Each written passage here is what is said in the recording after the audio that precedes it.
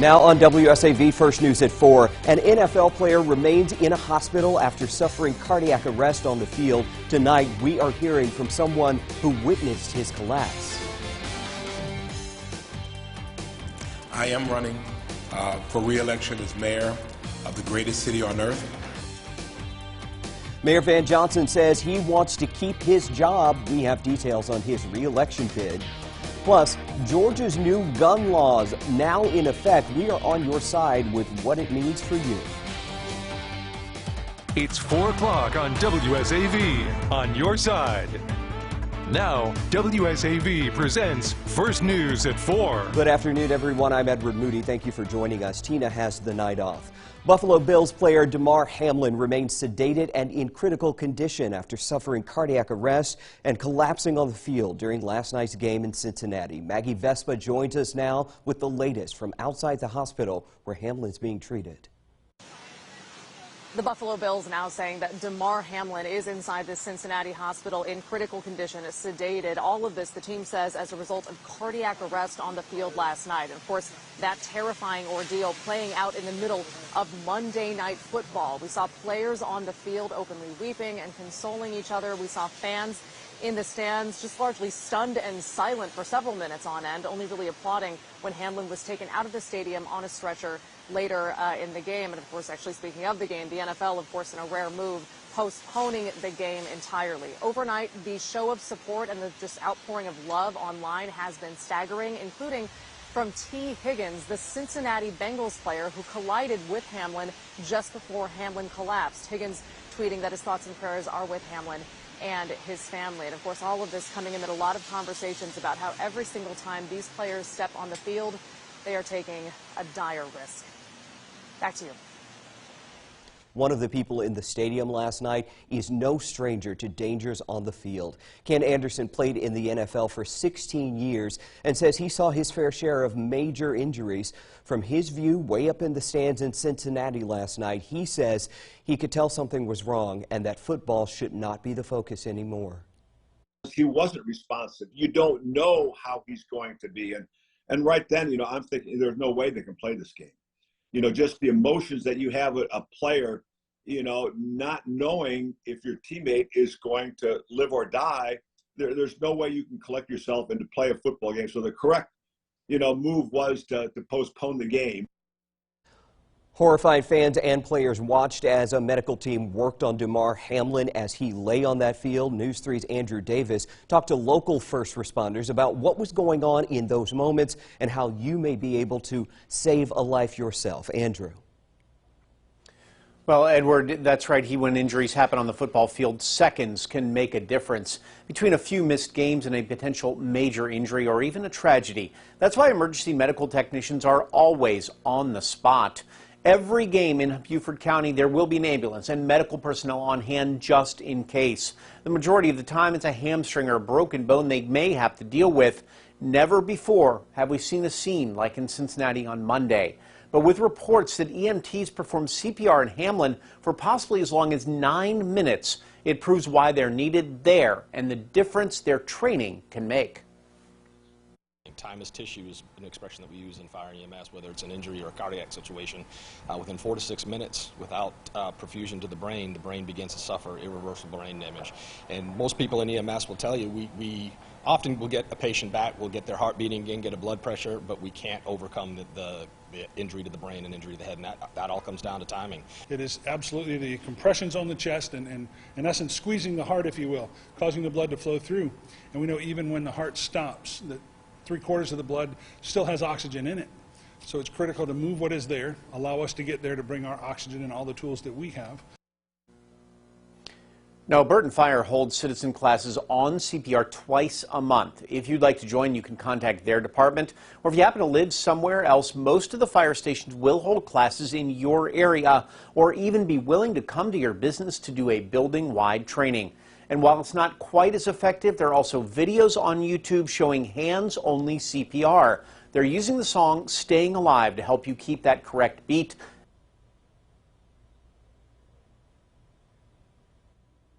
All right, thank you, Andrew.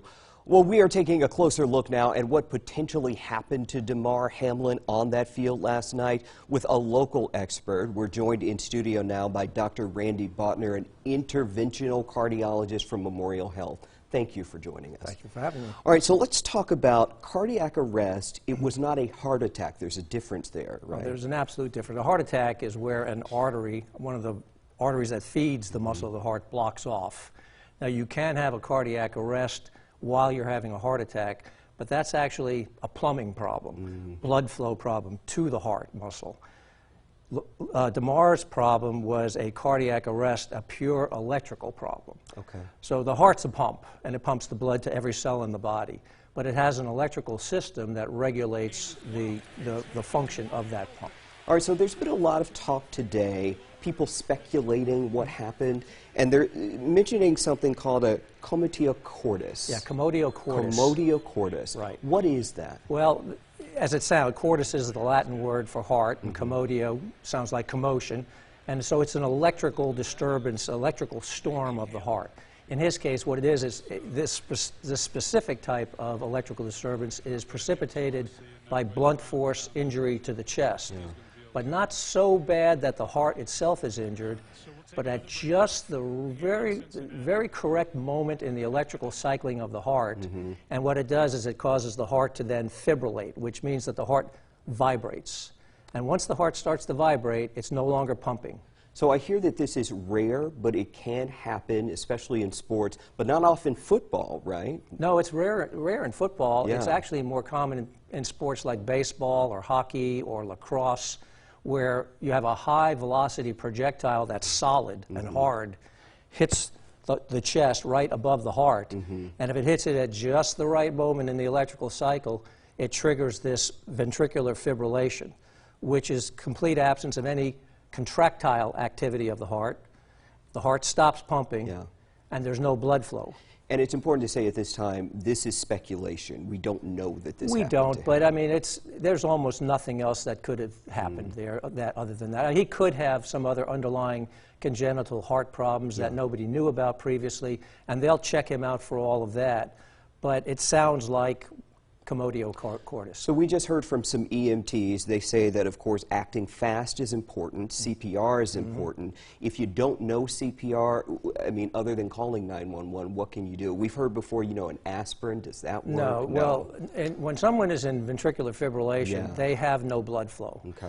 CPR is critical to initiate. Even if you don't know how to do it, do the best you can, but the best thing to do is go get trained. It's not hard. You don't want to need to do it unless you know how to do it. You want to learn how to do it before you need to do it, okay? And so it's much better to go get trained, and then if it happens, you will at least have some awareness of what to do and how to do it properly. All right, Dr. Randy Botner with Memorial Health, thank you so much. I know you're busy. Thank you for coming and giving us this perspective. My pleasure. All right. Now, WSAV News 3 on your side weather with Storm Team 3 Viper Radar, powered by the Dozier Law Firm. Once again today, our temperatures have been running way above average, so much so that we are so close to record highs today. A lot of sunshine can be found right along the coast here as we take a live look out on Tybee Island. This time of year, we should be seeing highs at around 60, but we're not anywhere near that at all. Right now, no temperatures are wanting to come up. All right, I'll tell you that right now most of us are sitting in the upper 70s to around 80 degrees, but this is where we are headed. Much cooler air is going to make a comeback, a big comeback. So by Friday, some of us will only reach highs in the 50s. So that cooler weather is just around the corner. For tonight, skies will be partly to mostly cloudy, and it should be quiet and dry overall. We're dropping to 64 at 7. By 9, it's down to 62. And then once we get down to about 61, that is where we will hold for the remainder of the night. For your latest on our Viper radar, we are dry, we're quiet right now, but here is the storm system that we're tracking tonight. A line of showers and storms now moving over parts of Alabama and just beginning to move into that northwest corner of Georgia. So that storm line is coming our way, and there is a risk that we could see a couple of thunderstorms from the storm system, and it's possible that one or two could be on that strong to severe side. That chance is looking to be tomorrow. So tracking our Vipercast for the next 24 hours. Tonight, Clouds will start to move on in from the west, but we're not expecting rain yet. Then during the overnight hours, skies will be partly to mostly cloudy. We start off Wednesday morning dry, and then that line of showers and thunderstorms will start to move in mainly later in the afternoon and into tomorrow night. It's very possible that there could be a couple of cells where the rain is on the heavier side, or you could see a thunderstorm or two. As far as rainfall totals go, most of us will pick up about 1/10 of an inch up to about 1/2 inch of rain. For tonight, we're dropping to lows in the upper 50s to low 60s. This is what we usually see for highs this time of year. 61 in Savannah, 61 in Hinesville, and then Baxley, you're dropping to 64. For tomorrow, even though we have that storm line coming in, it's still going to be a really warm day. Highs getting all the way to the upper 70s with south winds that are breezy at 10 to 15 miles per hour. But once that storm system moves offshore, and it will on Thursday, that's when things start to cool back down. So Friday into the weekend, look for highs to back off to the 60s. In tonight's time saver traffic, the very latest, we've had a crash right along I-16. That's right in the Savannah area, so expect those delays to start coming on in. Right now, to get you from Savannah to Pooler, that drive time is all the way up at 33 minutes. And I'll have much more with your forecast coming up in just a few. I am running for re-election as mayor of the greatest city on earth. I think that we have a record to stand on. That is the word from Savannah Mayor Van Johnson tonight. He is officially seeking re-election. The mayor made the announcement at his weekly press briefing. WSAV's Kyra Jones was there. She joins us now with what else Johnson had to say. Edward Mayor Johnson says he should be re-elected because he has taken the Hostess City to new heights during the most challenging of times. But Johnson will have competition. We already know Alderwoman at Large Post 1, Keisha Gibson Carter, has announced she is also seeking the mayor's seat. During his weekly press conference of the year, Mayor Johnson revealed plans to run for re-election. Over the course of his term, Johnson says he has made good on his promise to improve the quality of life for residents, including addressing issues with homelessness and raising minimum wage to $15. I've been fortunate to have members of the council in which we're able to move a program, and so I think I have a record that I'm willing to put up for review. And you know, the results of that is based on the Almighty God and the residents of the city of Savannah. Keisha Gibson Carter is already pushing back on the mayor's announcement. She released a statement to News 3, and it reads, quote, "Despite large federal subsidies, Savannah has been subjected to increases in crime, homicide, taxes, homelessness, and forced displacement." Carter says, quote, "This mayor has nearly 20 years to get at least one of these issues under control, but hasn't." Voters will go to the polls on November 7th, to choose the next mayor. Kyra Jones, WSAV News 3, on your side. All right, thank you, Kyra. Georgia's controversial gun law is now in effect, but there are some important restrictions. We'll remind you what those are when we come back. You're watching WSAV First News at 4. Stay with us.